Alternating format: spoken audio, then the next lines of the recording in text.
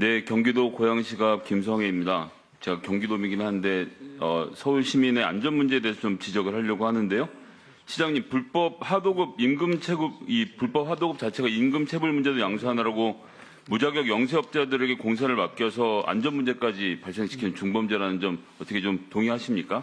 예, 하도급은 엄격히 최소화할 수 있도록 서울시는 계속 노력 중에 있습니다. 네, 23년 청계천 차집관로 단면 보수공사 사례를 한번 보겠습니다. 차집관로 뭐 쉽게 얘기하면 이제 하수도 고치는 거죠. 지금 보시면 PPT에 보시면요. 물 돌리기를 공사해서 이제 물을 옆으로 1번으로 돌려서 공사 구간을 마르게 한 다음에 땅을 파서 하수도 공사를 하는데 이 물 돌리기를 하는 과정에서 문제가 좀 생겼습니다. 관련돼서 혹시 시장님 보고 받으셨나요? 국감 전에?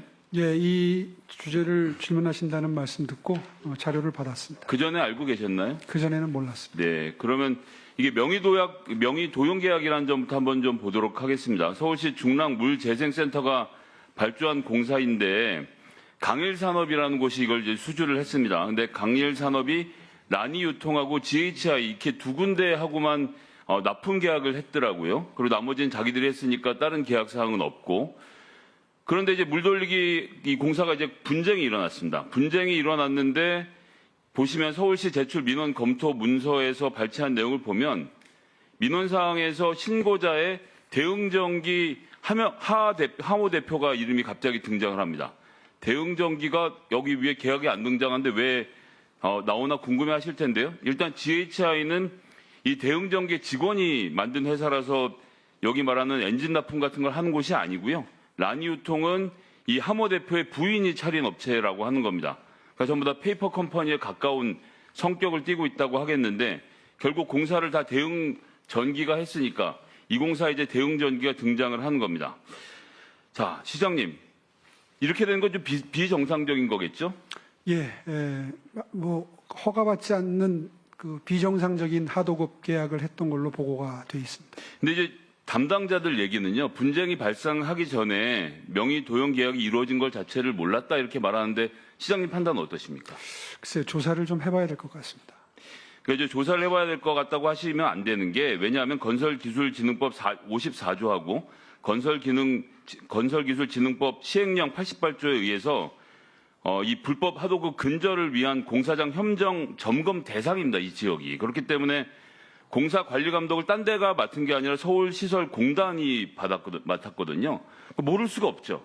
여기는 딱 이렇게 중점적으로 관리하는 대상인데 공단이 몰랐을 리가 없고 공단이 알았으면 시에 보고 안 했을 리가 없는데 시장님 뭐 지금부터 검토해 보시겠다고 하면 제가 국감은 질의하는 의미가 없을 것 같은데 검토가 정말 안 되신 겁니까? 예, 공사를 감독한 시설공단 담당자의 관리 감독 업무 소홀에 대해서도 서울시 본청에서 감사위원회를 열어서 감사하도록 하겠습니다. 자, 방금 말씀드린 것처럼 이 해당 공사는 직접 시공을 원칙으로 했기 때문에 아까 제가 말씀드린 납품 두 가지만 있어서 여기에 들어갔던 비용 4억 6천만 원은 받았고 나머지 대금은 5억 4, 지급한 걸로 되어 있습니다. 예, 5억 4천만 원 못 받아서 지금 이 분쟁이 일어나게 된 건데요. 자, 하도급 업체가 대금을 못 받은 거죠? 예, 대응이 5억을 못 받았다고 소송을 걸면 이게 문제를 삼으면서 이게 드러난 사실이라고 하는데 대응이 하도급을 불법으로 진행할 때부터 서울시가 알고 있어야 되는 겁니다. 모른다는 것 자체가 말이 안 된다고 생각하고요. 자, 여기에 대해서 관리감독 책임 인정하시죠? 네, 하여튼 뭐 공단에 확인을 한번 해보겠습니다. 공단에 확인할 문제는 아니라고 보는데 하여튼 자, 다음 보시면은 뿐만 아니라 불법 체류자에 대한 임금 지급을 위한 문서 위조까지 지금 벌어졌습니다. 자, 공공기관 발주 사업의 문서 위조에 불법 체류자를 인부로 부리고 여기에 또 돈까지 빼돌렸다는 건 자체가 정말 경악스럽거든요. 서울시가 의원실에 보고한 자료 보니까요. 물돌리기 공사에서 6명의 불법 체류자 임금 지급을 위한 가짜 명단이 확인이 됐습니다. 제가 오늘 한 사례만 들어서 설명을 드렸는데 서울시 발주공사에서 불법 하도급 직접 시공 원칙 위반, 부당한 노무비 지급이 만연하다는 제보가 지금 이어지고 있고요. 관련된 공무원들도 연루됐다는 얘기가 나오는데 시장님 좀 어떻게 보시는지 쭉 제가 지금까지 드린 말씀에 대한 총평을 좀 한번 해주실까요? 어떤 각오이신지? 지금 의원님 말씀하신 대로 이 임금 지급 허위 명단을 작성해서 대금 청구한 거는 위법 행위로 사법기관에 고발 조치하겠다고 보고가 되어 있는 거 보니까 아마 그 사실관계를 인정하는 모양입니다. 그러니까 남 얘기하시듯 하시니까 제가 참 그 답답한데요. 일단 시장님 어떻게 말씀하셨는지 과거의 사례를 한번 볼까요? 2021년에는 다단계 불법 하도급과 페이퍼 컴퍼니에 대한 단속을 강화하고 단속에서 적발된 업체에 대해서는 영업정지 등록 취소 조치 자취하고 형사 고발도 하겠다. 2021년 이렇게 말씀하셨어요. 네, 그렇게 얘기했습니다. 그러고 나서 이 일이 벌어졌는데요. 그 다음에 23년에 뭐라고 하셨습니까? 하도급 문제 끊지 않으면 한국 건설의 미래는 없습니다. 서울시는 부실공사의 문제를 본질부터 접근했습니다. 문제의 본질은 하도급입니다. 이렇게 쓰셨는데 이거 2023년 11월에 쓰신 글이잖아요.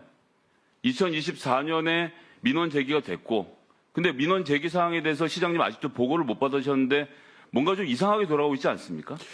글쎄요, 의원님 어떻게 파악하고 계시는지 모르겠는데 서울시는 아니, 전 다 파악한 거 말씀드렸어요. 제 걸 모른다고 하지 마시고요. 시장님이 모르고 있던 것에 대해서 반성을 좀 하셔야 되는 거 그래서 아닙니까? 말씀드리는 겁니다. 제가 시간 충분히 드리잖아요. 예, 말씀드릴게요. 서울시 내 저런 사업은요, 1년에 수백 수천 건입니다. 시설공단이 저런 사업을 수십 건 하고요. 그런 걸 다 서울시장이 파악하고 대응을 하려면 본부장은 왜 따로 있고 과장팀장은 왜 따로 있겠습니까? 그러니까 이걸 왜 몰랐느냐 이렇게 질문하실 게 아니라 이걸 어떻게 처리할 건가를 질문하시는 게 맞을 것 같고요. 거기에 대해서 아까 답변을 드렸습니다. 네, 시장님 제가 말씀드렸지만 2023년에 하도급 문제를 끊겠다라고 선언하셔서 시장님 엄단하겠다고 말씀하시는데 21년, 23년 제가 말하는 시간 충분히 드렸으니까 좀 잠깐 참아 주실래요? 예. 21년하고 23년도에 페이스북에 뽐내면서 하도급 문제를 이러겠다 저러겠다 말만 하지 나아지는 게 없습니다.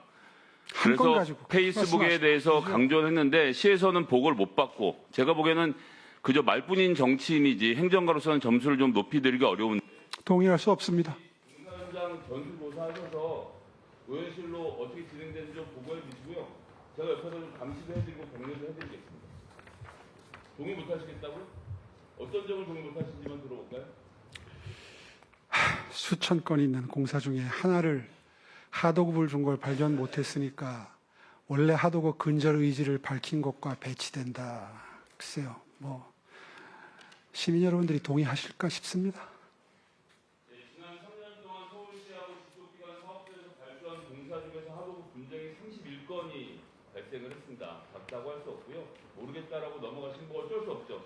서울 시민들이 안타까운 편이네. 마치겠습니다. 자.